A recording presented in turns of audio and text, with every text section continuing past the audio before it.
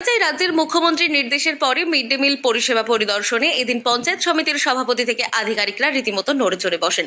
আর তাই mid day মিলে রান্না করা খাবার পরিদর্শনে গিয়ে পড়ুয়াদের হাতে খাবার তুলে দিতে দেখা গেল খোদ পঞ্চায়েত সমিতির সভাপতিকে।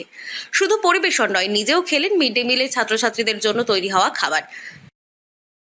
শশীভূষণ স্কুলে গেছিলাম মিড ডে মিলের ব্যবস্থাপনা দেখতে, এবং আমি রান্নাঘরে ঢুকলাম, দেখলাম রান্নাঘরে রান্না করছে, এবং পরবর্তীকালে বাচ্চারা যেখানে খাচ্ছে সেখানে আমি গেলাম, দেখলাম রান্নাবান্নার কোয়ালিটি যথেষ্ট ভালো। আজকে ওদের মেনুর মধ্যে ছিল ভাত, ডাল আর আলু সোয়াবিন দিয়ে একটা তরকারি করেছে, অসাধারণ তরকারি। আমি নিজে হাতে বাচ্চাদের পরিবেশন করলাম। রাজ্যের মুখ্যমন্ত্রী বারংবার প্রশাসনিক বৈঠক থেকে নির্দেশ দিয়েছেন সরকারি আধিকারিকদের ঘরে বসে না থেকে সরেজমিনে বিভিন্ন পরিষেবা খতিয়ে দেখতে, স্কুল, কলেজ, হাসপাতালে পরিদর্শনের মাধ্যমে বাস্তব পরিস্থিতির সম্মুখীন হয়ে মানুষের পাশে থেকে উন্নয়ন ঘটাতে, মানুষের সমস্যার কথা শুনে তার সমাধান করতে।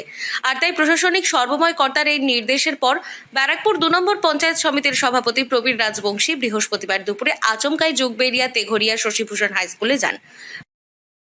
এবং পরবর্তীকালে দেখলাম যে বাচ্চারা রেগুলার কী খায়, আমি নিজেও সেটা খেয়ে দেখলাম সত্যি একদম বাড়ির মতো রান্না করেছে, এবং বাচ্চা কাচ্চারা অত্যন্ত খুশি মানে ওরা খাওয়া দাওয়া করছে। আমি দেখে খুব আনন্দিত হলাম।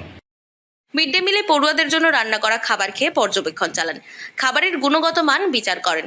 যদিও হঠাৎ পঞ্চায়েত সমিতির সভাপতির এমন কাণ্ড দেখে হতবাক হয়ে যান বিদ্যালয়ের প্রধান শিক্ষক সহ অন্যান্য শিক্ষক শিক্ষিকারা। আগামী দিনে এভাবে আরও নানান সরকারি পরিষেবা পর্যবেক্ষণ করে সরজমিনে খতিয়ে দেখারও আশ্বাস দিয়েছেন সরকারি এই আধিকারিক। উত্তর ২৪ পরগনা থেকে রুদ্রনারায়ণ রায়, লোকাল ১৮ বাংলা।